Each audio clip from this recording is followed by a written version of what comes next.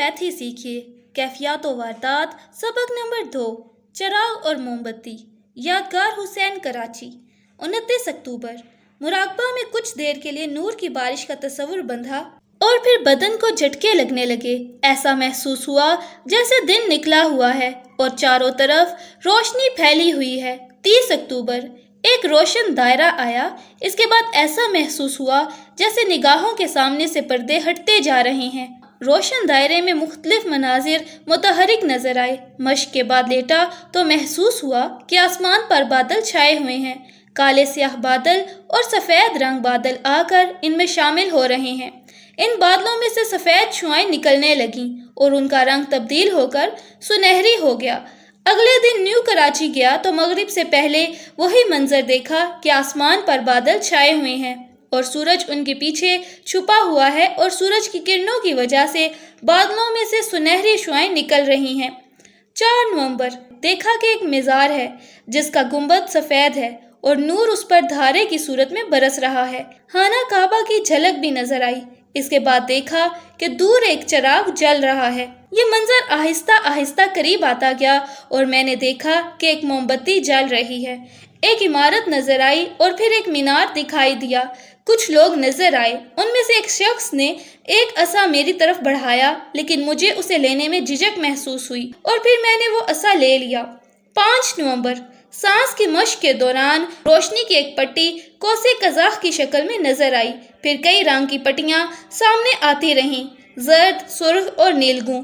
फिर ऐसा महसूस हुआ जैसे नूर का धारा निगाहों के सामने आने वाला है। 6 नवंबर। मश्क के दौरान जिस्म को कई झटके लगे और इतनी तेज रोशनी पैदा हुई जैसे दिन निकल आया हो। मैंने उस रोशनी में देखा कि कितार में कुछ बुजुर्ग हजरात बैठे हुए हैं। फिर मैंने खुद को एक निहायत खूबसूरत बाग में मौजूद पाया। बाग में हरे भरे पौधे और फलदार दरख्त लगे हुए थे। किसी नामालूम शख्स ने मोतिये का एक पौधा जड़ से उखाड़कर मेरी तरफ बढ़ाया और कहा कि इसे सूंघो। मैंने उसे सूंघा तो एक अजीब किस्म की खुशबू महसूस की। वो खुशबू निहायत तेज थी और उसका असर हैरत अंगेज था। चंद लम्हों पहले मेरे दिमाग पर जो बोझ था वो यकलहत खत्म हो गया और मैंने खुद को पुरसुकून महसूस किया। 12 नवंबर। टेलीपैथी की मश्क के बाद लेटा तो जिस्म की हरकत साकित हो गई। दूसरे लम्हे मैंने खुद को हला में मौजूद पाया। रंग और रोशनी की बारिश हो रही थी और मैं उस बारिश की जद में था। मैंने रंग और नूर की इस बारिश की चोट अपने जिस्म पर महसूस की। मैंने नीचे की जानिब देखा तो नजर आया कि बारिश एक नहर में जमा हो रही है।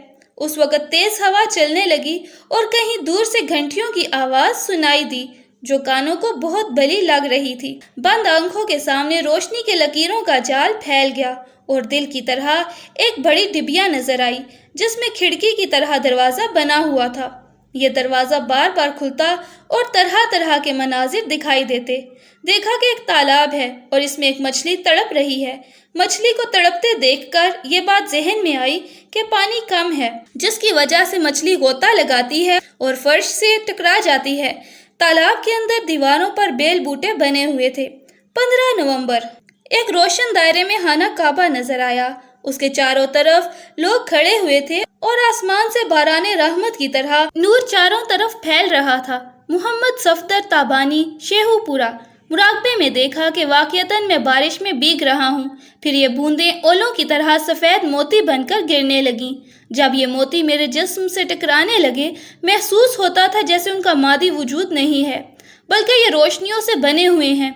लेकिन मैंने नूर के इन कतरों का लम्स ज़रूर महसूस किया है। एक और फ़र्क था और वो ये कि पानी के कतरों से ठंडक महसूस होती है, लेकिन इन बूंदों के गिरने से मस्ती और सुरूर का एहसास जाग जाता था।